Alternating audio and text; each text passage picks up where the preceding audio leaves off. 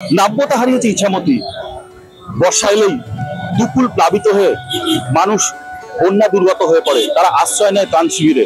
আর এই ইছামতিকে পুরনো অবস্থায় ফিরে আসার আবেদন নিয়ে মানুষ দীর্ঘদিন ধরে আবেদন করছেন প্রশাসনের কাছে, বিভিন্ন কর্মকর্তাদের কাছে। এবার এই ইছামতির তার পুরনো অবস্থা ফিরিয়ে আনার জন্য মায়ের কাছে আবেদন নিয়ে ইছামতি শারদ উৎসব কমিটি 5 বছর ধরে ইছামতি নদীর পাড়ে পুজোর আয়োজন করছে। আমরা দেখাবো সেই কচুরি পানা দিয়ে মায়ের মূর্তির এক অনন্য রূপ তারা কিন্তু তুলে ধরেছে। তারা প্রার্থনা করছে, মা তুমি ইছামতি সংস্কারের জন্য মানুষকে আশীর্বাদ করো, তারা যেন অনুপ্রাণিত হয়ে ইছামতি সংস্কারের কাজ শুরু করে।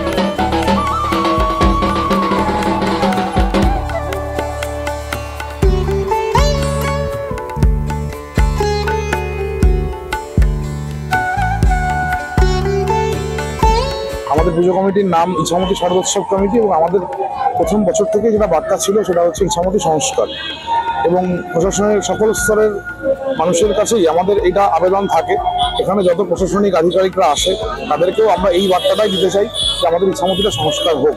এবং এবছর আমাদের থিমেও আমরা রেখেছি কচুরি পানা, একদম ইছামতি থেকে তুলে নিয়ে আসা কচুরি পানা দিয়ে আমরা এবছর আমাদের মণ্ডপ সাজ্জাটা করেছি। যেটা মেন বিষয় সেটা হচ্ছে যে এই লেট মনসুন বা একটু যদি ঘন বর্ষা হয়ে যায় এই ইছামতির পক্ষে জল ধারণ করা সম্ভব নয়। এবং আমরা আজকে যদি দাঁড়িয়ে দেখি বনগাঁ দুর্গোৎসবের যে ভিড়, অষ্টমীর সন্ধ্যার যে ভিড় হওয়ার কথা, আজকে ভিড় অনেকটাই কম, কারণ গ্রাম বাংলার এখনো অনেক জায়গায় ইছামতির জন্যই জল এখনো নামছে না। তো সেটাই বার্তা সমাজের সকল স্তরের মানুষের কাছে।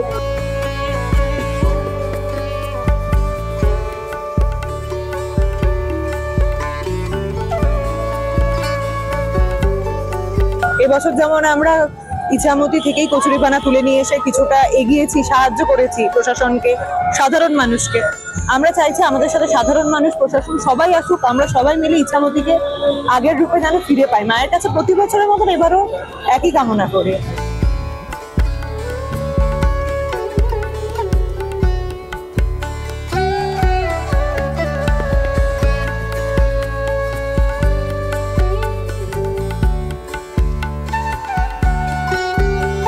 যতদিন পূর্ণ সংস্কার না হবে ততদিন কিন্তু এই দাবিতেই ইছামতি শারদ উৎসব কমিটি তারা পুজোর আয়োজন করে চলবে।